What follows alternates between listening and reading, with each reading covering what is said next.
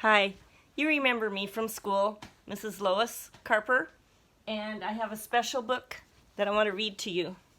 It's called Tad. It was written by Brad Stave and illustrated by Josh Cleland. He's part of my family. His wife went to Hawthorne, and her mom was Helen Miner, who used to work in the office, for some of you that were there a long time ago. Finally, winter had slipped away. Spring was here, and sunbeams began to warm a sleepy pond deep in the mountains. At the edge of the pond, something stirred. A group of eggs was starting to hatch. Fish wiggled their fins for the very first time, their tails swishing through the water as they darted about. Everything was exciting on the pond. Life had begun. The baby fish were a happy bunch, exploring their new world together. One little fellow, Tad, was a different color from the rest, but this didn't bother him one bit. After all, green happened to be his favorite color, and it suited him perfectly. The fish grew stronger with each passing day. Some were lightning fast, darting this way and that across the pond. Others had gorgeous fins and glistening scales. A handful of lucky fish could explode out of the water like rockets. Their spectacular leaps made them the envy of the pond.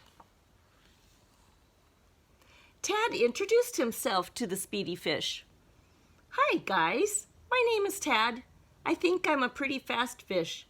Can I race with you?" "Sure," they chorused. "Of course you can." The group pulled up next to a rock. "Okay," shouted the largest fish in the bunch. "On 3, let's race to the giant weeds and back." Their little tails began to tremble with anticipation. 1, 2, 3, go! Tad gave it all he had, but he was no match for the others. As the racing fish darted across the finish line, Tad had not even reached the weeds. Tad finally caught up with the racing fish. "Pretty good for my first try, wasn't it?" he puffed. "Good? You were awful," groaned the biggest fish. "We could beat you swimming backwards. Face it, Slowpoke. Speed is not your thing." As he drifted away from the racers, Tad noticed his tail didn't feel quite right. Where only days earlier it felt strong, it was now decidedly floppy.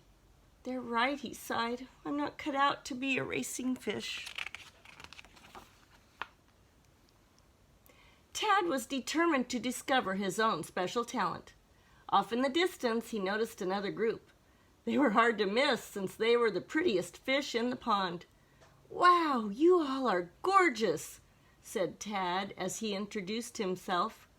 "Could I spend time with you and learn how to be a glamorous fish?" "Oh, honey," declared the leader of the group, "green is so last season. Look at us. We're the most fabulous fish in the pond. We have sparkling scales, feathery fins, tremendous tails. But boy, look at you. Your tail is puny. You have warts, and actually, you look positively slimy." "Slimy Tad," sang the fish as he wiggled away sadly. Tad realized that there was only one group left that he could try to join, the mighty jumping fish. He approached, seeing giant explosions of water erupt from the surface as the fish took flight, springing out of the pond and diving down into the depths. Tad was impressed. Surely this must be the group for him. "That's so cool," Tad gushed. "Fellas, I just know that I can jump like you. If I show you how amazing I am, can I join your club?" he asked. The lead jumper looked squarely at Tad. "Sure, big guy, you can try out, but don't get your hopes up," he said. "Your tail is stubby, you're a little chunky, and you're about as aerodynamic as a toad."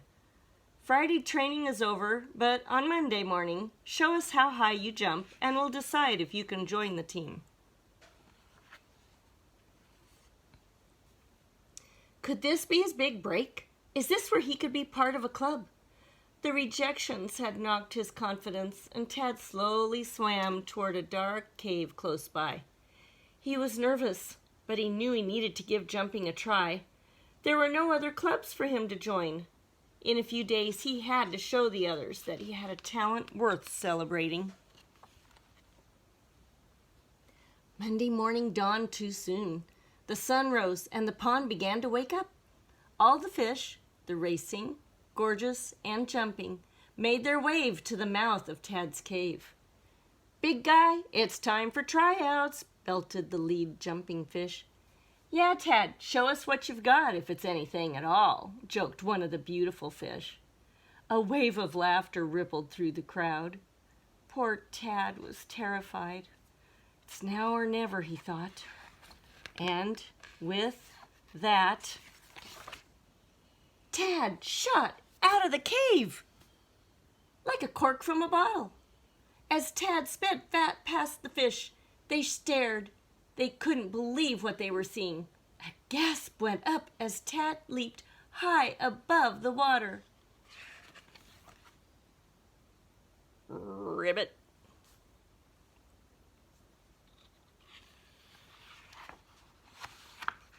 That morning, Tad discovered who he really was. The very best frog in the entire pond.